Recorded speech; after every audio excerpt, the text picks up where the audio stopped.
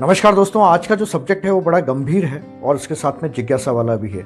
कल परसों की बात है, जब हम एक किसी व्यक्ति से बात कर रहे थे तो उसने अपनी सारी जो कहानी थी, कथा थी, वो सुनाई और उसका निचोड़ जो निकल के आया वो निकल के आया कि हम दान करते हैं, हम भक्ति करते हैं ईश्वर की, हम लोगों की मदद करते हैं, हम किसी का बुरा नहीं चाहते, हम सब कुछ अच्छा कर रहे हैं, फिर भी जो दुख हैं वो हमारा जीवन में पीछा क्यों नहीं छोड़ रही, ये सवाल था। तो वीडियो शुरू करने से पहले आप सबसे रिक्वेस्ट है, जय माता दी, ओम गम गणपते नमः, किसी भी ईश्वर का नाम आप कमेंट सेक्शन में लिख दें और वीडियो को पूरा देखिएगा। क्यों? क्योंकि वीडियो के अंदर जो नटशेल में आपको निकल के आएगा ना, वो आपको जो अचेतन है उससे आपको चेतन बना देगा। आप जागरूक हो जाओगे और जो कर्म होंगे ना आपके, वो उस दिशा में, सही दिशा में आपके आगे बढ़ेंगे। ये सवाल आया, ये सवाल का जवाब जो मैंने दिया उसको मैं आपको उदाहरण के तौर पे किसी एक उदाहरण के साथ में, एग्जाम्पल के साथ में आपको समझाता हूँ। देखिए, एक दो परिवार लेते हैं, दो परिवार, एक एजुकेटेड परिवार है और एक अनएजुकेटेड परिवार है। मतलब एक गांव का किसान है जिसके दादा ने कोई ऋण लिया था और उस ऋण को जब हिसाब किताब देखने के लिए, जब ऋण बहुत अथाह हो गया और जब सारी संपत्ति उनकी लगभग जो है वो साहूकार ने मांग ली। इसमें साहूकार की कैलकुलेशन में कोई गलती नहीं है, ऐसा मत सोचिएगा कि साहूकार की कैलकुलेशन में कोई गलती है। जब उसके पास पहुंचा तो उसने बोला कि तुम्हारे दादा ने जो है वो 10 लाख रुपए ऋण लिया था और तुम्हारे पिताजी ने इतना चुका दिया, इतना उस समय बाकी था, अब जो है वो तुमको चुकाना है, बट तुम्हारे जो ऋण है वो इतना बढ़ गया है, चक्रवृद्धि ब्याज, जो कंपाउंडिंग इंटरेस्ट जिसको हम बोलते हैं, उससे इतना बढ़ गया है कि अब तुम्हारे पास में कुछ बचने वाला नहीं है, कि सारी जायदाद, ज़मीन जायदाद जिसकी वैल्यू 50 लाख रुपए और 50 लाख रुपए तुमको देने पड़ेंगे, तब जाके ये तुम्हारी फाइल क्लोज होगी। तो उस व्यक्ति को बड़ा दुख हुआ। उसने बोला, अच्छा मुझे ये बताओ कि मेरे दादा ने कितना चुकाया और मेरे पिताजी ने कितना चुकाया और अभी तक मैं कितना चुका चुका हूँ। तो पता लगा कि वो सारा जो हिसाब किताब है वो 1 करोड़ में चला गया। तो जब मूल रकम 10 लाख थी और उसने 1 करोड़ चुका दिया, उसके बाद में भी उसका 50 लाख ड्यू निकल रहा था। अब उस आदमी ने अपना सर पीटा, क्योंकि एक अनपढ़ है, उसको कैलकुलेशन आती नहीं है।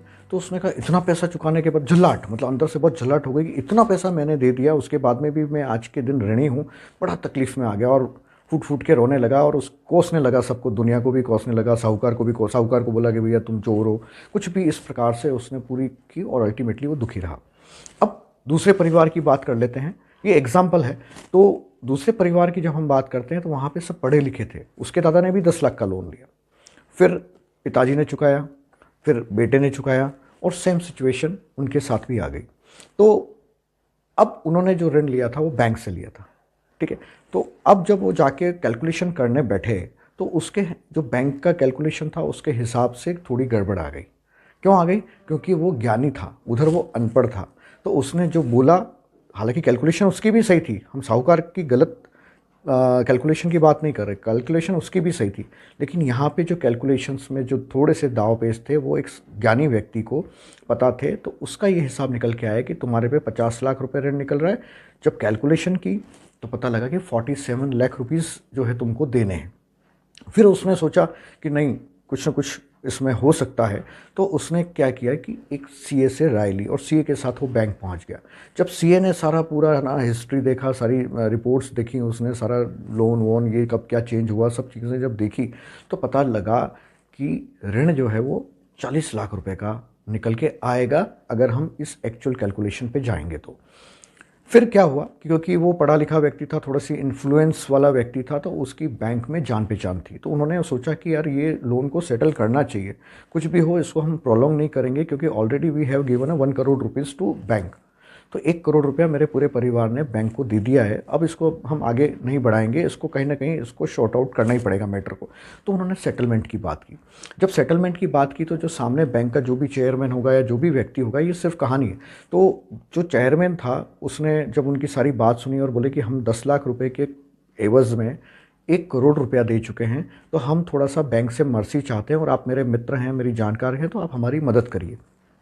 ठीक है, सारा कैलकुलेशन निकाला और बैंक ने उसको सेटल डाउन किया 35 लाख रुपीज़ पे। अब ये कहानी या ये जो उदाहरण है वो क्या सीख देता है? वो ये सीख देता है कि एक था अनपढ़, उसको जो थोपा गया, उसकी कैलकुलेशन उसको आती नहीं थी, तो उसने जो थोपा गया उसको अपनी किस्मत, या अपने बाप दादाओं की गलती को मान के और रोना, या मतलब तकलीफ़ में वो आ गया, कहीं न कहीं बहुत ज़्यादा दुखी हुआ और उसने दुनिया भर को गालियाँ भी दे दी।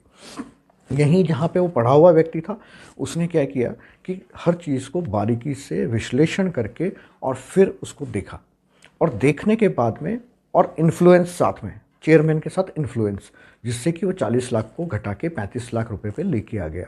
अब हमारे जीवन में क्या होता है, अब इसको समझना, इस कहानी को जो मैंने आपको बताई है, उदाहरण बताया है, उसको समझना कि क्या होता है। एक होता है चेतन व्यक्ति, चेतन मतलब जिसकी चेतना का जो लेवल है वो थोड़ा ऊपर है, और एक होता है अचेतन, जिसको कुछ पता नहीं है, सुप्त अवस्था में है, क्या हो रहा है उसके साथ में, क्यों हो रहा है, उसके बारे में उसको कोई जानकारी नहीं, वो कॉन्शियसनेस में ही नहीं है।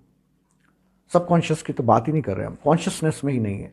वो जैसा उसके साथ दुनिया करती जा रही है वो सब कर रहा है, खेती कर रहा है, मेहनत कर रहा है, भगवान की पूजा कर रहा है, पाठ कर रहा है, दान कर रहा है यथाशक्ति, सब कुछ कर रहा है, लेकिन उसको वो कैलकुलेशन समझ में नहीं आ रही, जो पढ़े लिखे को समझ में आ जाती है।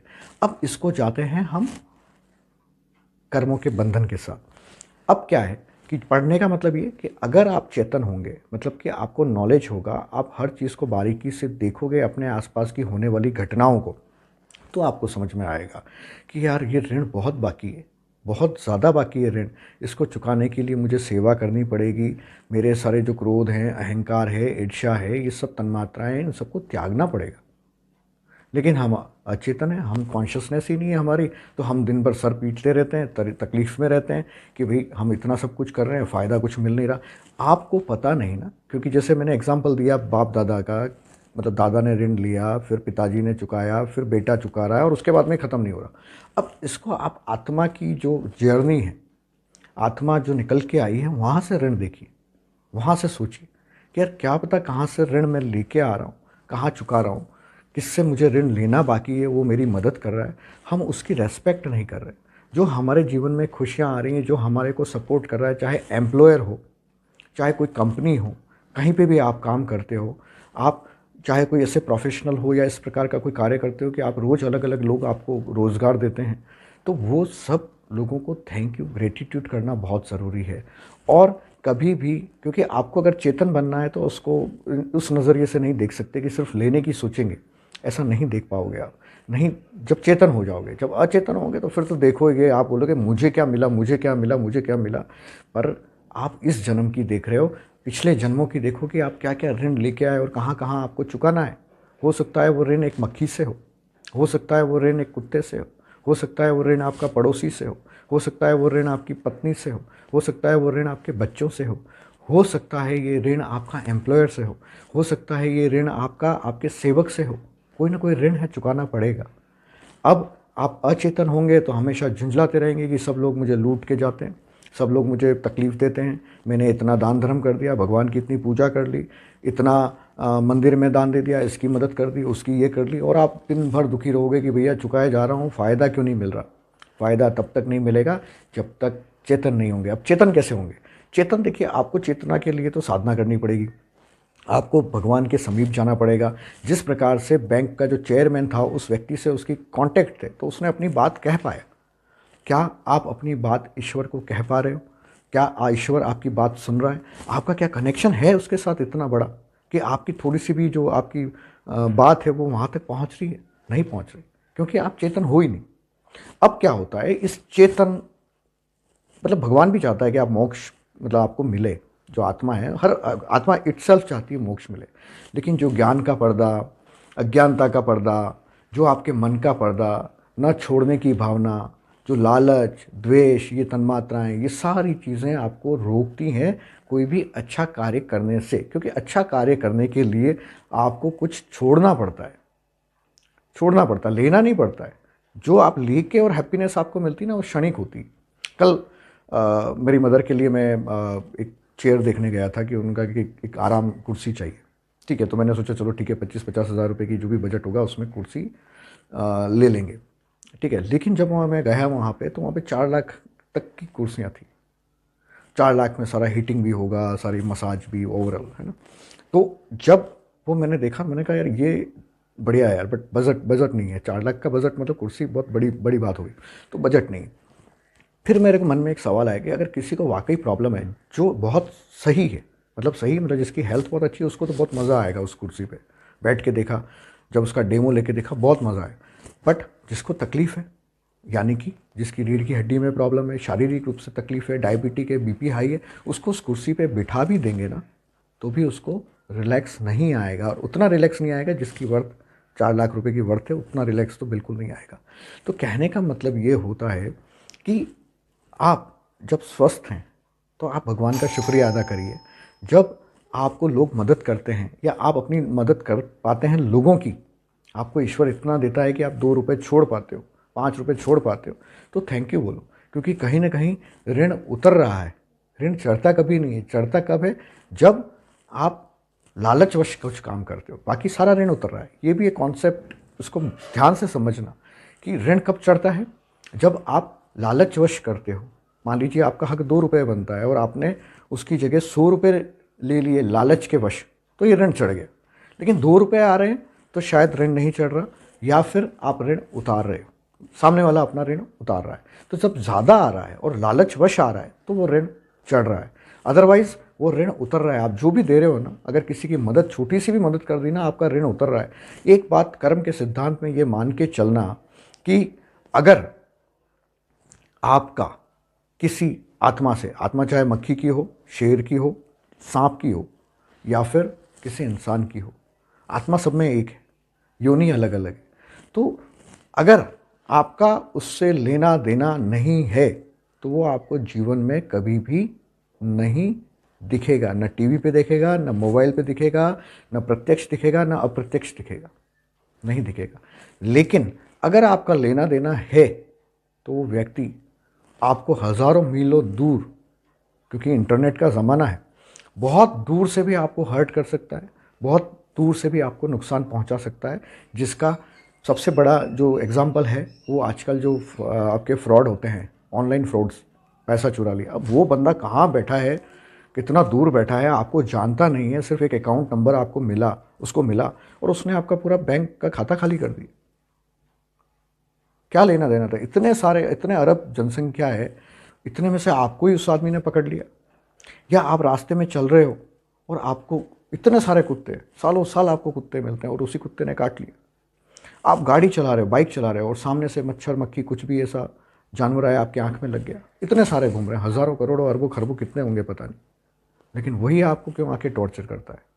क्योंकि आपका कोई ना कोई लेना देना उससे था। इसलिए कभी भी कुछ कर लो, कभी भी कुछ किसी की मदद कर दो, या किसी को आप कुछ दे दो या नुकसान हो जाए तो उसको टिकट, मतलब ग्रांटेड ही लो, बहुत दिल में मत घुसाओ। क्योंकि ये सारी जो आपकी मेरुदंड है, वर्टिब्रा है, उसके अंदर पूरा आपका हार्ड डिस्क है, मतलब कि मेमोरी है।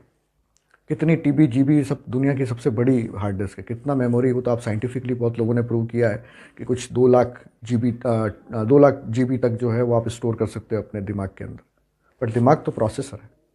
बस क्या होता है, जो मन है ना वो हमको रोकता है। आत्मा चाहती है आप मुक्त हो जाओ, मतलब आत्मा खुद चाहती है मुक्त हो जाओ, आप नहीं, मुक्त आत्मा चाहती है।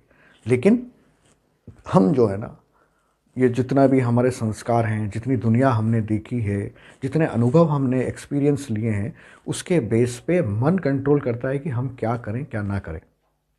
जिस दिन आपने मन की सही तरीके से सुन ली, या आपको कोई चेतन पुरुष, जैसे हम बोलते हैं ना त्रिकालदर्शी, साधु, सन्यासी, आजकल बहुत सारे जो लोग हैं, एस्ट्रोलॉजर्स हैं, ये सब लोग जो आपको बोलते हैं।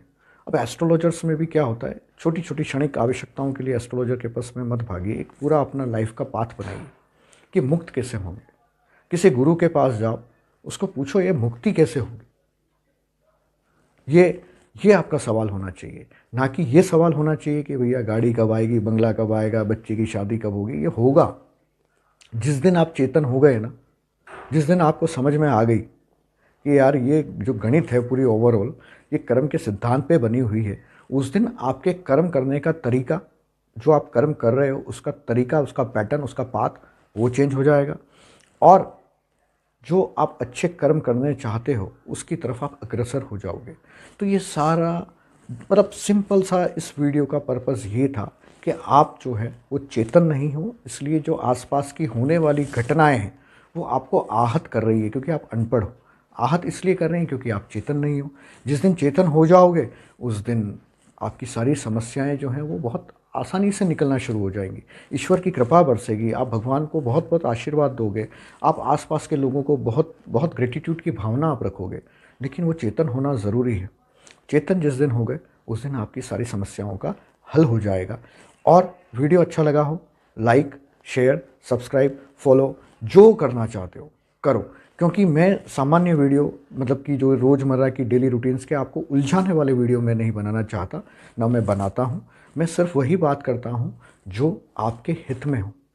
क्योंकि मैंने पहले खुद बोला कि अगर आप लालच करोगे कि किसी से कुछ मिल सकता है और आपने बहुत ज़्यादा लेने की कोशिश की तो आप पे ऋण चढ़ जाएगा। हाँ, आप अपना 2 रुपया बनता है, 100 रुपया बनता है, वो लेते हो, ऋण नहीं चढ़ेगा। लेकिन लाल खुशी से देगा तो ऋण शायद वो उतार रहा है। उसको ऐसा भी मान के चल सकते हैं कि अगर वो खुशी से आपको ज़्यादा पैसा देता है, आप लालच नहीं कर, तो ऋण उतार। तो इस प्रकार के दिन भर बिज़ी रहने वाले, आज ये है, आज वो है, आज ऐसा कर लो, ये उपाय कर लो, वो उपाय करो, मत उलझो इतने उपायों में। इतने उपाय में उलझ के सिर्फ और सिर्फ आप आपकी मानसिक अशांति कर रहे हो। जिस उपाय में खुशी मिलती हो वो कर लो, किसी को देने में खुशी मिलती हो कर लो, कोई दिक्कत नहीं। एक व्यक्ति थे, थोड़ा सा वीडियो आप समझिएगा उस बात को। एक व्यक्ति थे, बड़े परेशान थे, हमेशा कुछ न कुछ सब सेवा भाव भाव सब सब करते रहे, लेकिन बीमारी से बहुत परेशान थे। तो एक दिन मेरे पास आए, तो मैंने उनको बोला कि यार एक काम करो, 10-10 के नोट लो, कितने ले सकते हो? तो उन्होंने कहा यार 10,000 रुपये के नोट ले लेते हैं। मैंने कहा ठीक है, सड़क पे खड़े हो जाओ और उसको बांट दो। बोले वो मजाक समझने लग गए कि यार 10-10 रुपये के नोट मैं कब तक बांटूंगा और किस किस को बांटूंगा, कौन लेगा नहीं लेगा। मैंने कहा आप करो ना, यू शुड ट्राई। नहीं किया उन्होंने। बीमारी में चलते रहे, हर साल का जो बिल होता है वो बिल उनका चलता रहा। 2-3 लाख 5 लाख रुपए हर साल खर्च करते थे। मैंने कहा यार एक बार ट्राई करो, यार ट्राई करो। तो एक बार कहीं गरीब बस्ती में घुस गए वो, और उनके 10,000 तो नहीं बांट पाए, लेकिन 2-5 हज़ार रुपये शायद उन्होंने बांट दिए। इसलिए नहीं बांट पाए कि इतने लोग नहीं मिले, और उनकी इच्छा नहीं हुई, क्योंकि उन्होंने अपने आप को रोका, क्योंकि जिसको 10 देना था, 10 भैया तेरा हो गया, अब तू मत आना। जैसे हम बात कभी प्रसाद बांटते हैं, लड्डू बांटते हैं ना, बोले नहीं नहीं तुम दूसरी बार नहीं ले सकते। अरे यार उसका ऋण है, उसका ऋण है, वो 2 बार लेगा, तो तुम मना मत करो अगर तुम्हारी यथाशक्ति है। तो उन्होंने बांटा बांटा और देखा कि धीरे धीरे धीरे धीरे धीरे जो है वो उनका जो हेल्थ है ना वो सही होना शुरू हो गया। तो अब ऐसे व्यक्ति आपको मिल जाएं जो आपको सही राय दे दें, सही गुरु मिल जाए, तो आपने अपना काम कर लिया, तो आपका ऋण उतरने वाला है। आप चैनल को सब्सक्राइब कर लो। बहुत अच्छी चीज़ें, जानकारी जो मेरे पास में है, मेरी बुद्धि के अनुसार, वो मैं आपको बताने का प्रयास करूँगा। चैनल को सब्सक्राइब आप ज़रूर कर लेना। Thank you.